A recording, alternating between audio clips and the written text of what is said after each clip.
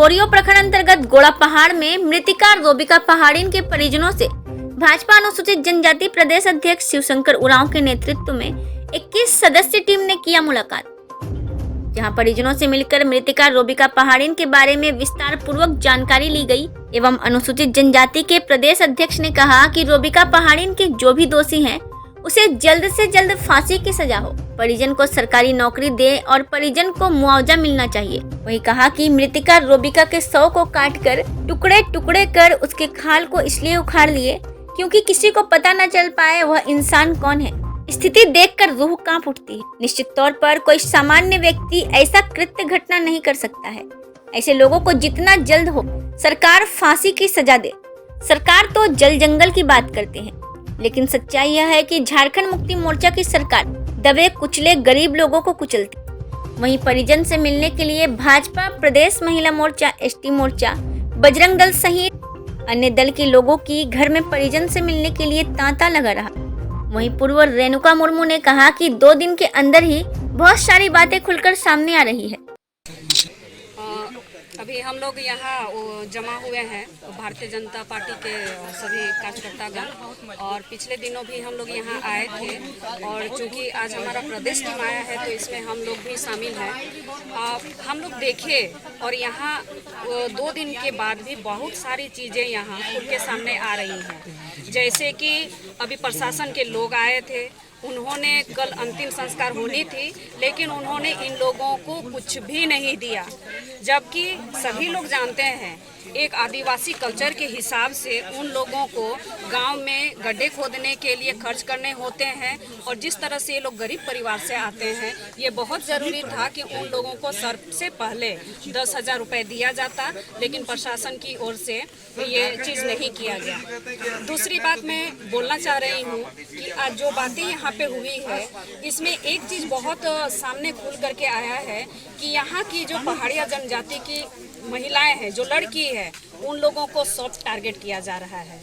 एक रैकेट काम कर रहा है, इन लोगों को बहला फुसला करके इन लोगों के करीब जाना, इन लोगों का शोषण करना। अगर उनके हिसाब से वो चल रहे होते हैं तो बहुत अच्छा चलता है, और अगर उनके विरोध में ये खड़े हो जाते हैं तो फिर उनको ये सब चीज़ें झेलनी पड़ती है। जिस निर्ममता और जिस बर्बरता पूर्वक हत्या की गई है, ये हम लोग अंदाजा भी नहीं लगा सकते कि इस तरह का कोई काम भी होता है। हम लोगों ने हत्याएं बहुत सुनी है। कुछ दिनों पहले हम लोगों ने देखा श्रद्धा वोकर की हत्या, उसमें क्या था, उन्होंने मर्डर किया और टुकड़े टुकड़े उन्होंने इधर उधर बिखेर दिए। लेकिन ये तो उससे भी और भी दिल दहलाने वाली घटना थी कि उन्होंने हत्या किया और उनके चमड़े तक को नहीं छोड़ा। ये सब क्या है? क्या इन लोगों का क्या चल रहा है? क्या मतलब साबित क्या करना चाहते हैं? हम लोगों के बीच में, पूरे आदिवासी समाज में, पहाड़िया जनजाति आदिम समाज में भी ये एकदम भय का माहौल व्याप्त हो गया है कि हमारा भविष्य क्या होने वाला है। यहाँ की लड़कियाँ जो पहले हाट बाजार तक जा पाती थी, गांव में हटिया लगते थे, अब वहाँ भी जाने से कतरा रही हैं। देखिए,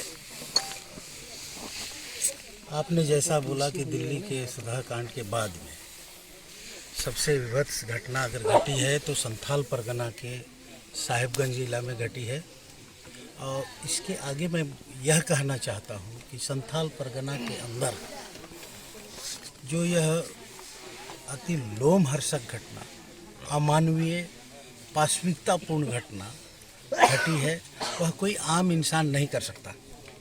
जैसा इस कांड में पूरे परिवार ने मिल करके मृतक रेबिका के साथ किया है, बोटी बोटी काट करके, टुकड़े टुकड़े काट करके, उसका खाल उखाड़ करके बोटी बोटी किया है, ताकि उसके मांस को फेंकते समय ये पता न चले कि वो इंसान का मांस था। निश्चित तौर पर एक सामान्य व्यक्ति या सामान्य इंसान जिसको हम लोग कहते हैं, ऐसा कृत्य कर नहीं सकता है, या इतना अमानवीय भी हो सकता है, असंवेदनशील भी हो सकता है।